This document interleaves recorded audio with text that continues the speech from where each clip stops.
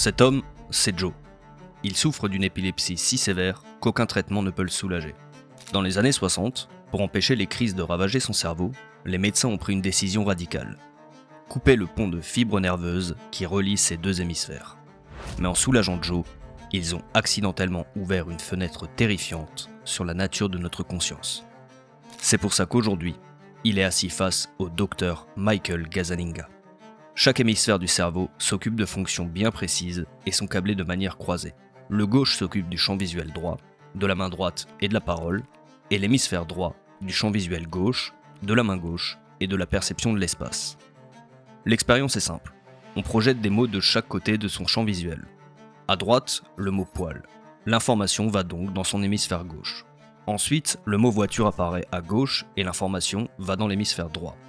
Joe affirme n'avoir rien vu. Pourtant, quand on lui donne un feutre et qu'on lui demande de se laisser guider, sa main gauche dessine une voiture, sans qu'il n'ait la moindre idée de pourquoi.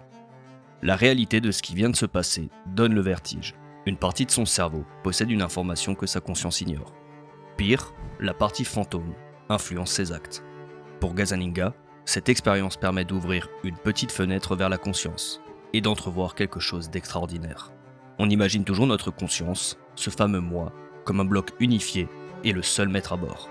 Mais les patients split brain suggèrent une réalité bien différente. Et c'est justement ce que dit Gazzaniga. Mind is made up of a constellation of independent, semi-independent agents, and that these agents, these processes can carry on a vast number of activities outside of our conscious awareness. Pour certains chercheurs, ça veut dire que nous serions au moins deux dans notre tête. Celui qui parle et celui qui voit. Mais alors lequel des deux sommes-nous vraiment ? Ceci n'est que l'une des 9 théories de cette vidéo. Des théories qui vont remettre en question votre identité, la manière dont vous percevez la réalité, et même la nature de l'univers. Car parmi tous les sujets qui obsèdent la science, celui qui nous concerne le plus, et qui paradoxalement semble être un des plus compliqués à étudier, c'est bien ce qui se passe au fond des nœuds biologiques qui constituent l'objet le plus complexe de l'univers, le cerveau humain. Mais avant de rentrer dans le vif du sujet, je voulais prendre une minute pour remercier le sponsor de cette vidéo, Sift. Pour écrire ces scripts, je passe un temps fou à éplucher des sources. Et le plus frustrant, c'est de devoir trier le bruit. On est constamment bombardé de titres aguicheurs, d'articles incomplets ou superficiels qui nous noient sous l'info sans jamais nous donner la vue d'ensemble. C'est une perte de temps colossale.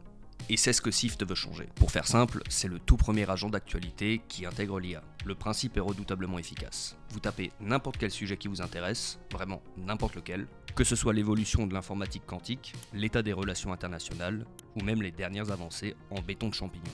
Et oui, ça existe. À partir de là, l'IA va scanner des sources fiables aux 4 coins du globe, brisant les barrières de la langue pour accéder à des informations qui ne seraient pas forcément disponibles localement ou dans votre langue.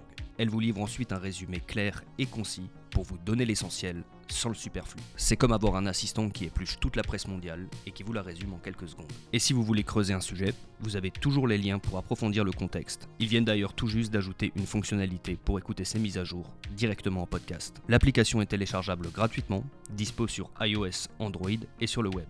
Elle cartonne pas mal en ce moment et c'est même classé numéro 1 dans de nombreux pays, dont l'Allemagne, l'Espagne et la France. Pour tester ça et enfin comprendre le monde au lieu de subir l'information, il vous suffit de cliquer sur le lien en description ou en commentaire épinglé. L'essayer, c'est aussi le meilleur moyen de soutenir la chaîne et de m'aider à produire ces vidéos. Merci à Sift pour leur confiance, et maintenant, place à la prochaine théorie.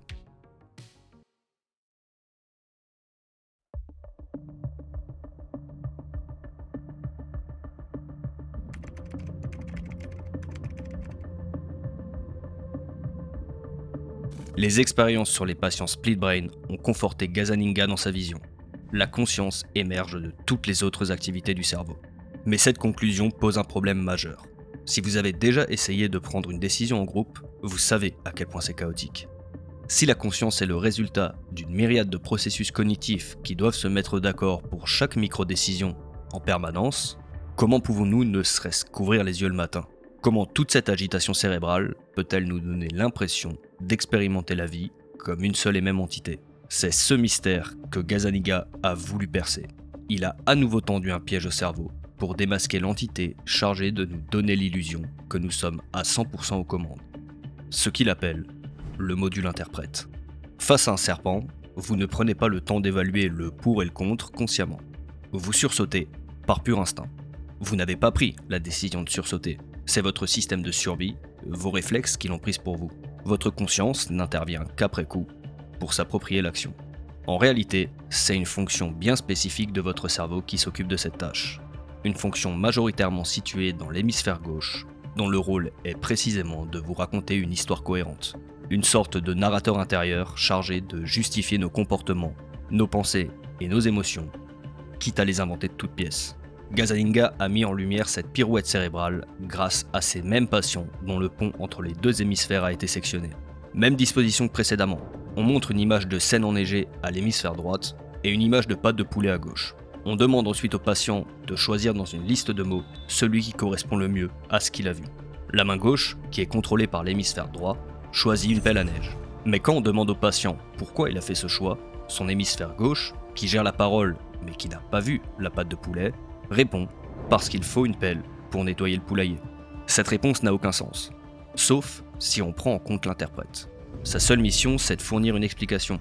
Il doit justifier ce choix par n'importe quel moyen. Sinon, pourquoi aurait-il choisi cette pelle ? L'interprète est majoritairement situé dans le cerveau gauche. Il ne peut créer une vision de la réalité qu'à partir des informations dont il dispose sur le moment. Et les seules informations qu'il possède à cet instant précis, c'est le mot pelle et l'image d'une pâte de poulet. Voilà ce qu'est l'interprète, un mécanisme dédié à la création d'une histoire plausible pour justifier des comportements qu'il ne contrôle pas, afin que nous ne perdions pas pied avec la réalité, peu importe si l'histoire est vraie ou fausse, tant qu'elle est cohérente.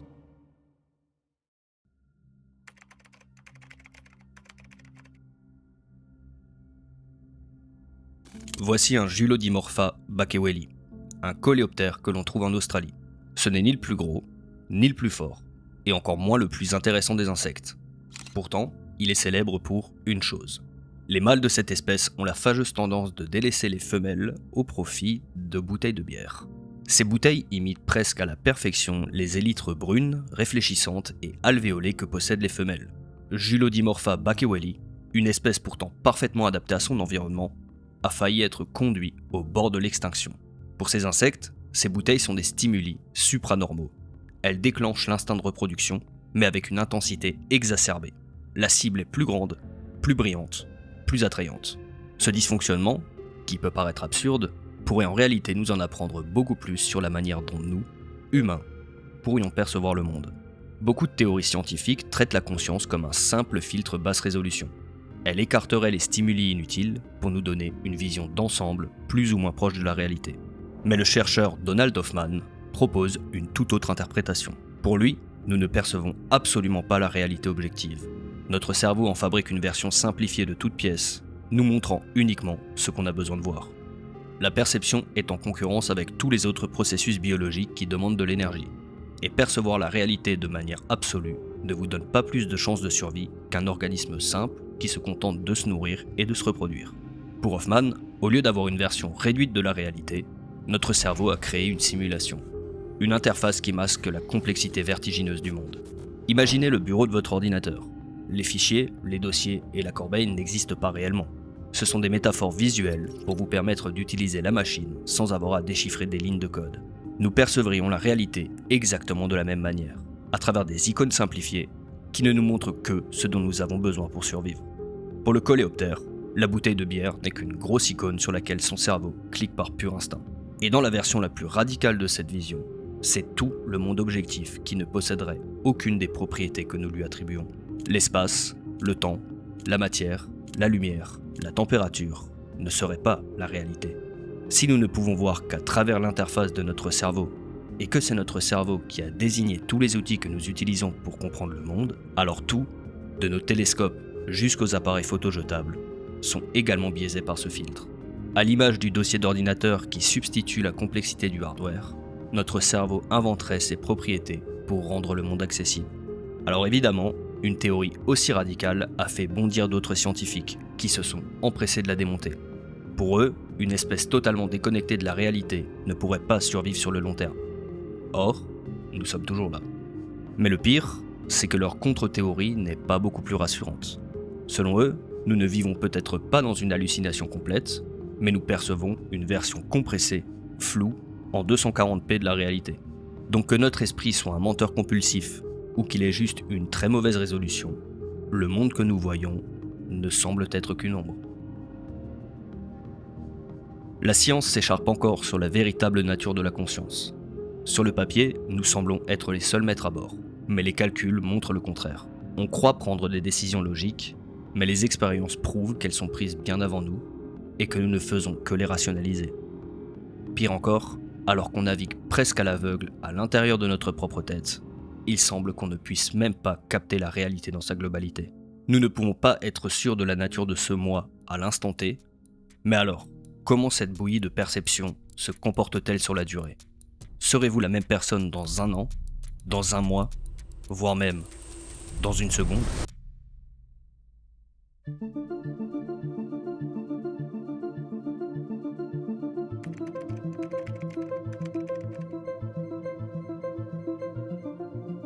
Dans les années 80, Steve Titus, un gérant de restaurant de 31 ans, est arrêté pour agression sexuelle.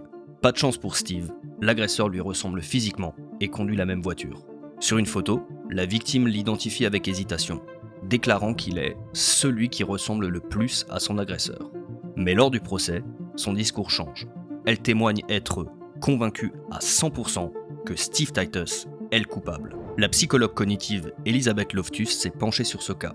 Elle a réussi à prouver que les procédures policières ont littéralement piraté la mémoire de la victime.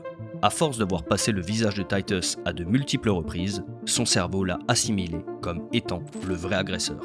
Loftus a réussi à innocenter Titus et à faire tomber le véritable coupable. Mais le mal était fait.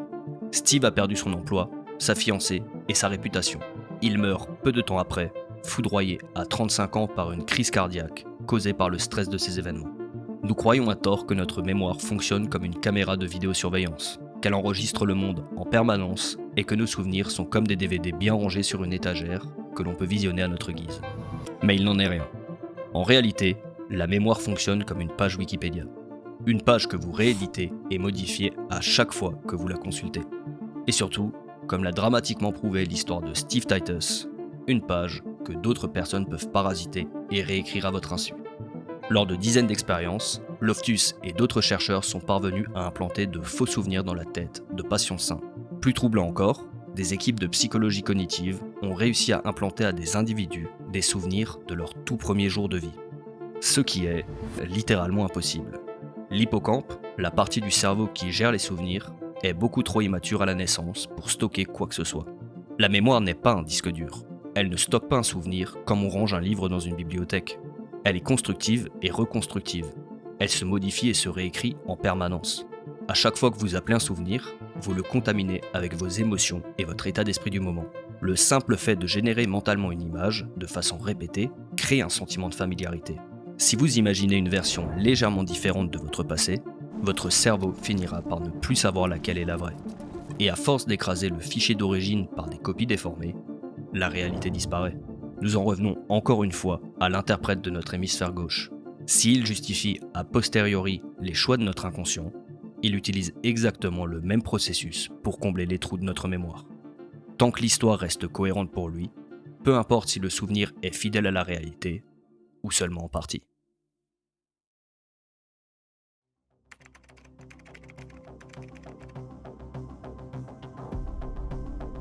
Nous sommes en 2159. L'humanité a colonisé Mars depuis bien longtemps.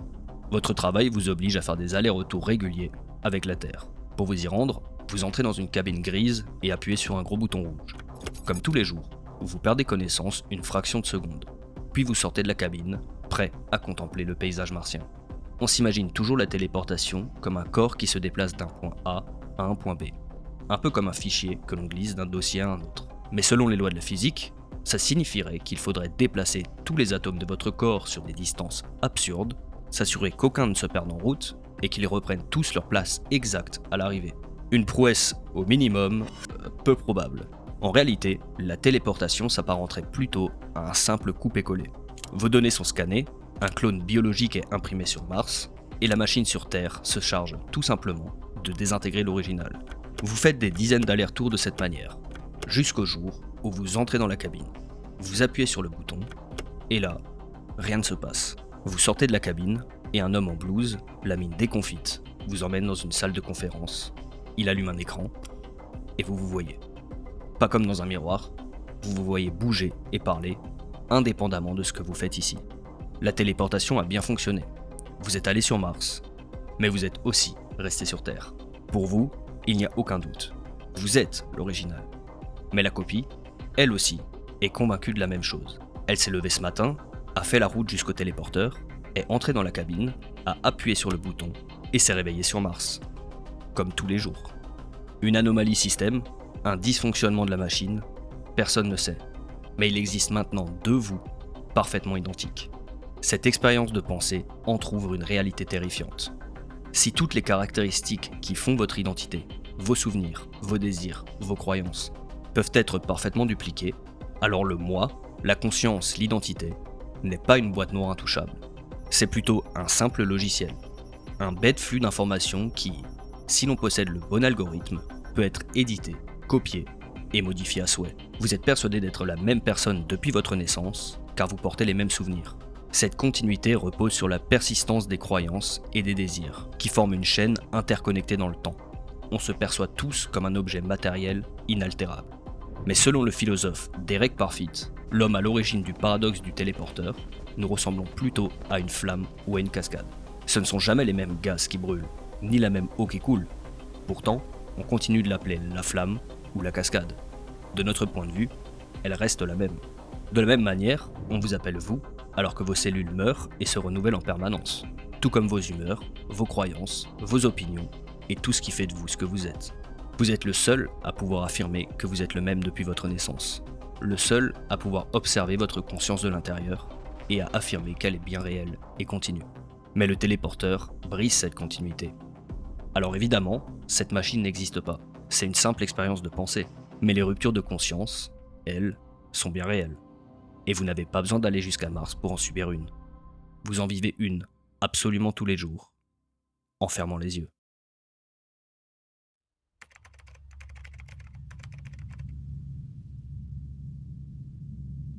Est-ce que vous mourrez à chaque fois que vous vous endormez ?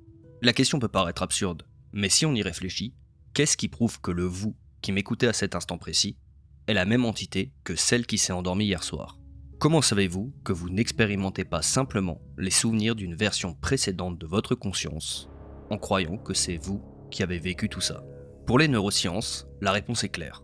Non, on ne meurt pas en s'endormant, car les circuits neuronaux qui gèrent la conscience, eux, restent parfaitement actifs. On imagine souvent la conscience comme un interrupteur binaire, allumé pour l'éveil, éteint pour le sommeil ou la mort. Mais il faut plutôt l'imaginer comme un variateur de lumière. Ce variateur porte un nom, le système réticulé activateur ascendant. C'est lui qui se charge de traiter les milliers de stimuli extérieurs reçus à chaque seconde. Il filtre ceux qui méritent d'être envoyés vers le cortex cérébral, là où résident les circuits de la conscience. C'est une sorte de videur intraitable, il décide qui entre et qui reste à la porte. Quand on dort, il occulte simplement la plupart de ces stimuli. Voyez ça comme un ordinateur en veille. Le système ne réagit plus au clic de la souris, mais toutes les données restent stockées dans la mémoire vive, prêtes à être réactivées. Non, la vraie mort, c'est quand la prise est débranchée. Puisque le hardware reste intact et que les signaux ne s'arrêtent jamais vraiment, nous avons de solides arguments pour affirmer que notre conscience ne meurt pas chaque nuit pour se retélécharger le matin. Et surtout, on n'a pas d'écran de chargement à attendre avant de sortir du lit. Pourtant, le cerveau, comme tout le reste du corps, est une structure dynamique. Les neurones sont en activité métabolique constante. Ils consomment de l'énergie, modifient leur structure et reconfigurent leurs connexions. Biologiquement parlant, l'entité que vous êtes à cet instant précis est déjà différente de celle que vous étiez il y a une seconde. Votre cerveau de 11h27 est structurellement différent de votre cerveau de 11h26. Votre conscience est en perpétuelle mise à jour. Alors si nous sommes en changement permanent physique et psychologique, pourquoi avons-nous cette conviction inébranlable d'être la même personne depuis l'enfance ? Pourquoi l'illusion de ce moi unique est-elle si forte ? Et surtout, à quoi sert-elle ? Imaginez deux animaux. Le premier n'a aucune notion d'un moi continu. Il vit l'instant présent, sans se soucier de l'entité qu'il sera demain. Le second possède cette illusion d'un moi permanent, une identité qu'il veut protéger à tout prix. Alors d'après vous, lequel de ces deux aura le réflexe de fuir face à un prédateur ? Lequel va stocker de la nourriture pour l'hiver, ou chercher à se reproduire ? La conscience ne serait, en réalité, qu'un outil. une simple ruse que la nature a trouvée pour forcer la vie à survivre et à refuser la mort. Mais alors, la conscience ne serait-elle vraiment qu'une simple stratégie de survie ? C'est sans doute en partie le cas, mais ce raisonnement reste trop simpliste, car il oublie une variable fondamentale. La règle d'or pour un organisme vivant est d'accumuler un maximum de ressources, en dépensant le moins d'énergie possible. L'évolution vise l'efficacité radicale. Si un trait biologique ne sert à rien, il est, la plupart du temps, impitoyablement effacé en quelques milliers d'années. Se souvenir d'un sentier dangereux, d'une zone riche en nourriture ou d'une cachette pour l'hiver a une utilité évidente pour la survie. Mais qu'en est-il de ce que les philosophes appellent les qualia ? Prenez la couleur verte. C'est une longueur d'onde, une caractéristique objective. Mais le fait que le vert soit ma couleur préférée, c'est une expérience purement subjective. Dans quel contexte biologique avons-nous besoin de cette préférence intime pour maximiser nos chances de survie ? Pourquoi l'évolution nous a-t-elle dotés de la capacité d'être émus par la beauté d'un ciel étoilé ? Si la conscience n'était qu'un simple outil de survie, pourquoi ne nous contentons-nous pas de manger, de fuir et de nous reproduire ? À ce jour, aucune discipline, de la biologie à la physique, en passant par la philosophie, ne parvient à l'expliquer. Cependant, des pistes existent, des pistes qui remettent en question toutes nos certitudes sur la vie et l'esprit, mais qui ébranlent également notre compréhension de la matière, de l'énergie et même de la nature de l'univers.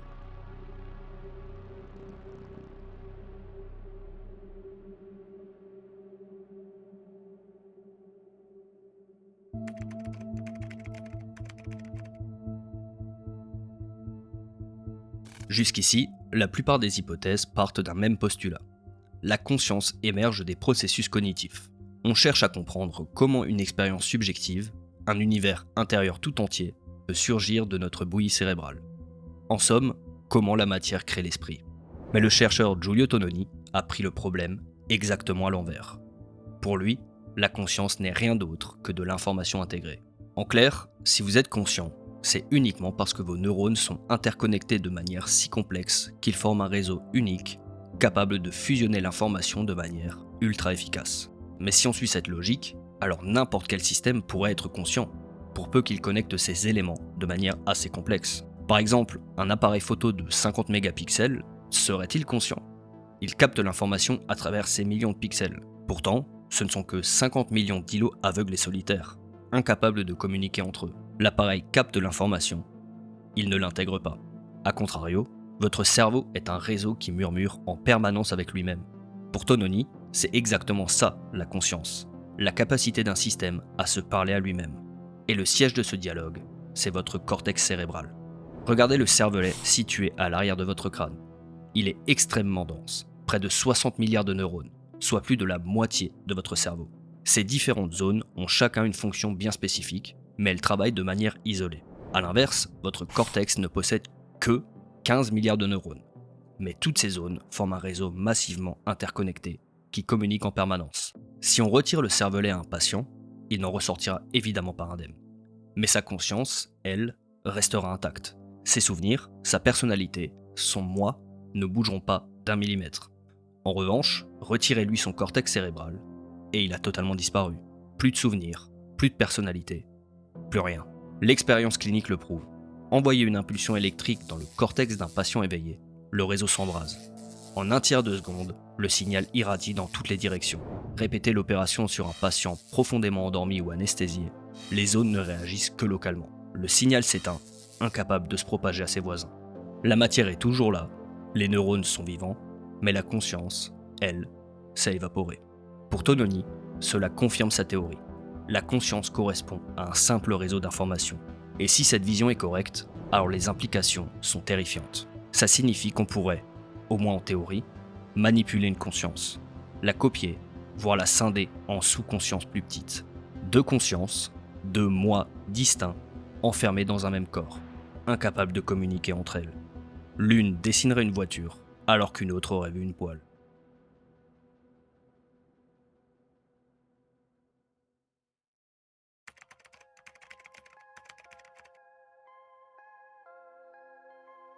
Si la conscience n'est effectivement que de l'information qui interagit, alors pas besoin d'un cerveau complexe. N'importe quel système qui échange des données posséderait une étincelle de conscience.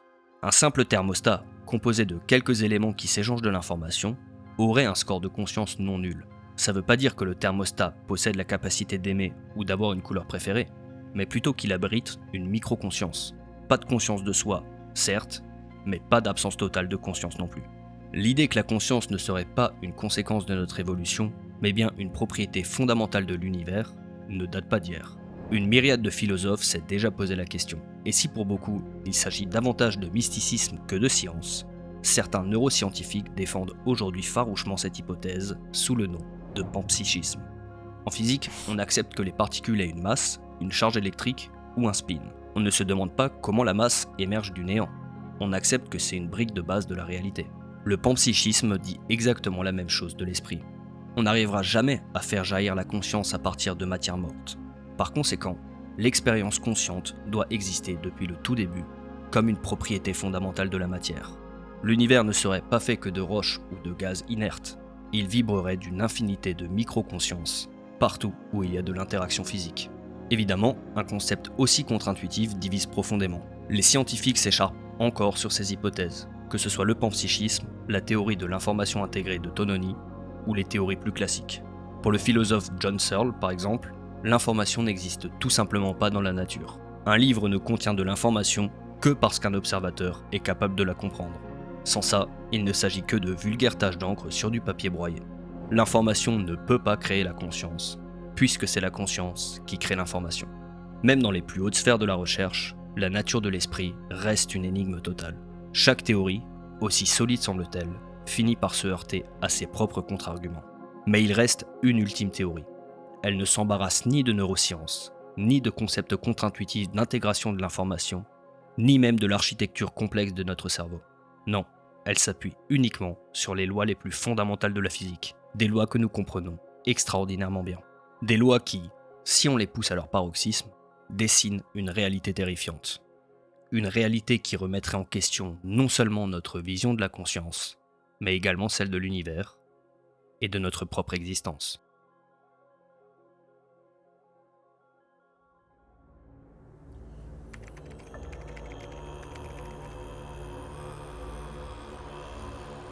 L'univers dans lequel nous vivons est d'une complexité vertigineuse.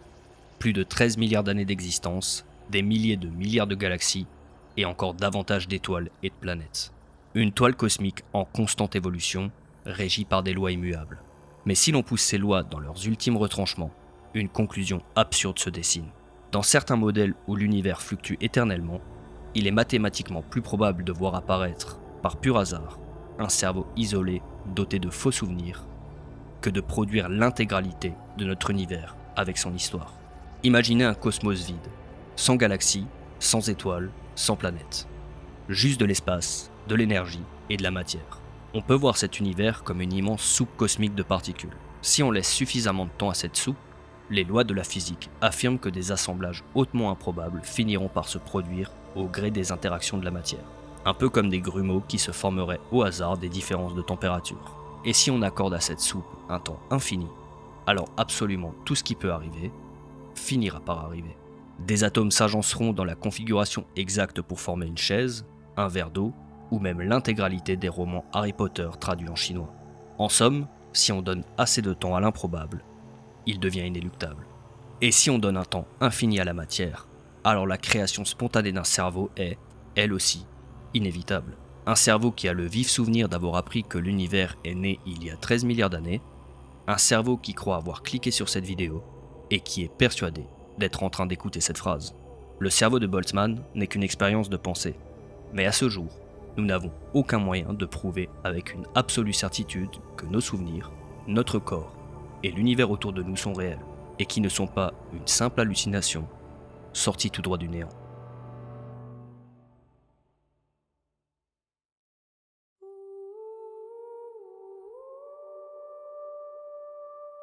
Alors, est-ce réellement ça, la fin du voyage? Le nihilisme absolu? Rien n'existe, ni vous, ni moi, ni cette vidéo, ni le monde, ni l'univers entier? On pourrait rapprocher ce vertige de la philosophie d'Arthur Schopenhauer. Pour lui, le monde physique n'a fondamentalement aucun sens. Pas de grand dessein, pas de destin, pas de salut ni de damnation. Votre existence, tout comme la mienne, n'a absolument aucun but. Nous ne pouvons qu'osciller entre la souffrance de désirer ce que nous n'avons pas et l'ennui une fois ce désir satisfait, répétant encore et encore cette boucle infinie en attendant la mort. Pour Schopenhauer, la seule issue c'est de renoncer. Renoncer à jouer au jeu de la souffrance. S'abandonner au néant existentiel, que nous soyons un être humain sur Terre 13 milliards d'années après la création, ou un simple cerveau éphémère flottant dans le vide à la fin des temps. Mais, et si cette absence totale de sens était justement la seule pensée libératrice à laquelle nous raccrocher? Et si peu importe ce que nous sommes, pourquoi nous sommes là et comment nous percevons le monde, c'était le simple fait d'être qui importait. Si c'était l'existence elle-même qui créait le sens. Dans la mythologie, Sisyphe est l'ancien roi de Corinthe. Pour avoir défié les dieux, il est condamné à pousser un immense rocher dans les enfers du Tartare jusqu'au sommet d'une colline. Mais à chaque fois qu'il touche au but, la pierre bascule et roule tout en bas. Une quête éternelle, absolument vide de sens.